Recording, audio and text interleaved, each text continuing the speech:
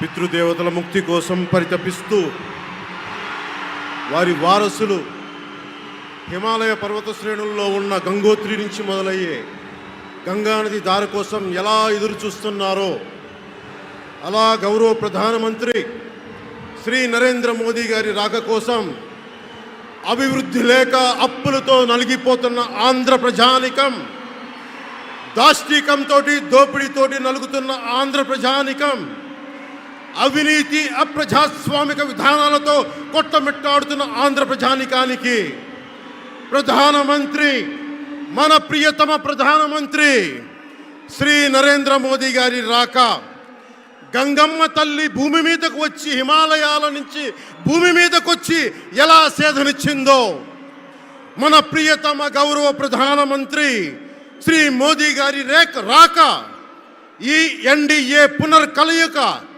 5 కోట్ల మంది ప్రజలకి ఆనందాన్నిచ్చింది.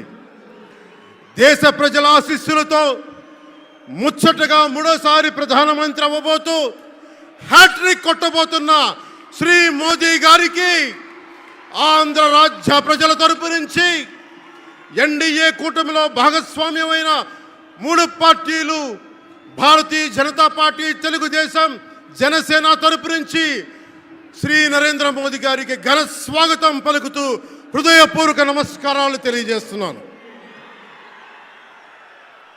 2014లో తిరుపతి బాలాజీ వెంకటేశ్వర స్వామి సాక్షిగా ఈ పొత్తు మొదలైంది. ఈ రోజున ఇక్కడ 2024లో బెజవాడ కనకదుర్గమ్మ సాక్షిగా ఈ పొత్తు వేరే రూపం తీసుకోబోతుంది. దుర్గమ్మ తల్లి స్వయంగా ఆశీర్వదిస్తుంది.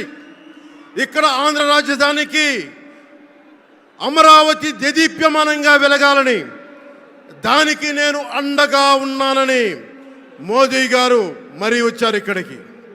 ఒక్కసారి మన కోసం వచ్చిన మోదీ గారికి, మన కష్టాలకు భుజం కాయడానికి వచ్చిన మోదీ గారికి, 5 కోట్ల మంది ప్రజల కోసం నేను ఉన్నానని చెప్పి వచ్చిన మోదీ గారికి ఒక్కసారి బలంగా కరతాళ ధ్వనులతో ఘన స్వాగతం పలుకుదాం.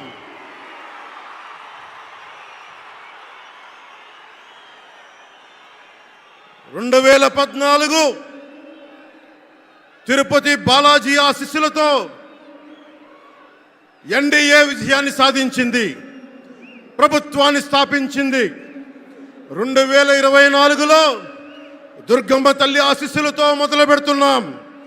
అంతకు మించిన ఘన విజయం సాధిస్తున్నాం. ఎన్డీఏ ప్రభుత్వాన్ని స్థాపిస్తున్నాం. బిడ్డలకి అండగా ఉండే దుర్గమ్మ తల్లి అయ్య కంటే ఒక ముద్ద ఎక్కువే పడద్ది. అలాంటి తల్లి ఆశీస్సులతోటి మన ప్రభుత్వాన్ని స్థాపించే దిశగా వెళ్తున్నాం. మోదీ గారు డిజిటల్ భారత్ అన్న నేపథ్యంలో దేశాన్ని మొత్తం తీసుకెళ్తా ఉంటే, ఇక్కడున్న వైసీపీ ప్రభుత్వం అధికారికంగా ప్రతి చోట క్యాష్ ఎకానమీ అయిపోయింది. దేశాన్ని డిజిటలైజ్ చేద్దాం, కరప్షన్ తగ్గిద్దాం, బ్లాక్ మనీని తగ్గిద్దామంటే ఆంధ్ర రాజ్యంలో, ఆంధ్ర రాష్ట్రంలో మటుకు బ్లాక్ మనీ ఎక్కువైపోయింది. ఉదాహరణకి సారా తీసుకుంటే, ఏరక్ వ్యాపారమే తీసుకుంటే, సంపూర్ణ మద్యపాన నిషేధం అని చెప్పి వచ్చిన వ్యక్తి ఈ రోజున మద్యాన్ని సారా ముఖ్యమంత్రి కాదు, అతను ఒక సారా వ్యాపారి. అతను ఈ రోజున 1,13,580 కోట్ల రూపాయలు 5 సంవత్సరాల్లో అఫీషియల్గా అన్అఫీషియల్గా సేల్స్ అది పెట్టారు. కానీ దాన్ని అండర్ రిపోర్ట్ చేస్తూ 84,050 కోట్ల మటుకు చూపించారని చెప్తా ఉన్నారు. ఈ రోజున కేంద్ర ప్రభుత్వానికి కానీ భారతదేశపు ఎక్స్చెక్కర్కి కానీ 10,000 కోట్ల రూపాయల జిఎస్టీ ఎవేషన్ జరిగింది. అలాగే ఇసుక దోపిడీ, జేపీ వెంచర్స్ పేరు మీద ఆ బినామీలు ఎవరో తెలుసు, ఆ 5 మంది. पवन जरा पुलिस के लोग उनको नीचे उतारिए उनको। बिजली के तार हैं, आप क्या कर रहे हैं वहां? Please come down.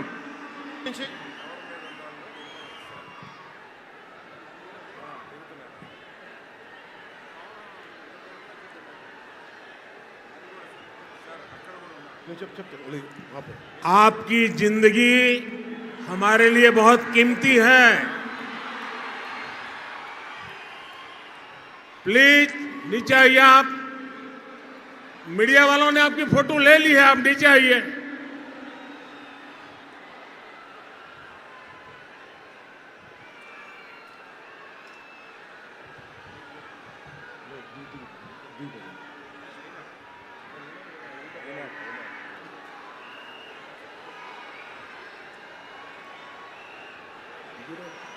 आप नीचे आइए मेहरबान।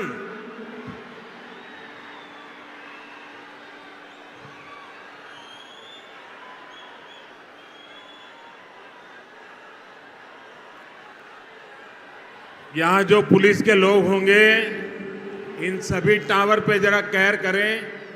इसमें बिजली के तार हैं, अगर कुछ गलत हो गया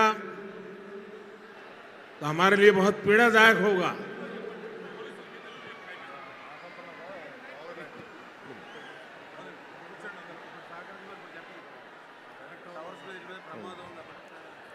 దయచేసి అందరూ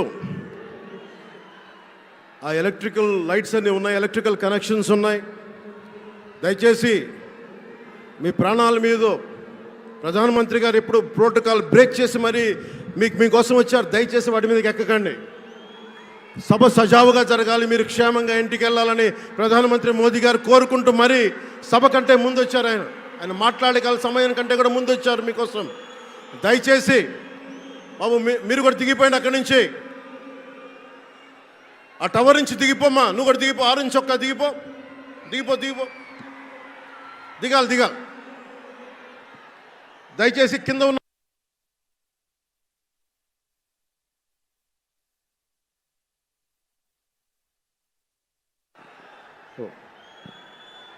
చుట్టుపక్కల ఎవరైనా టవర్స్ మీద ఎక్కుతాను దయచేసి డిస్కరేజ్ చేయండి.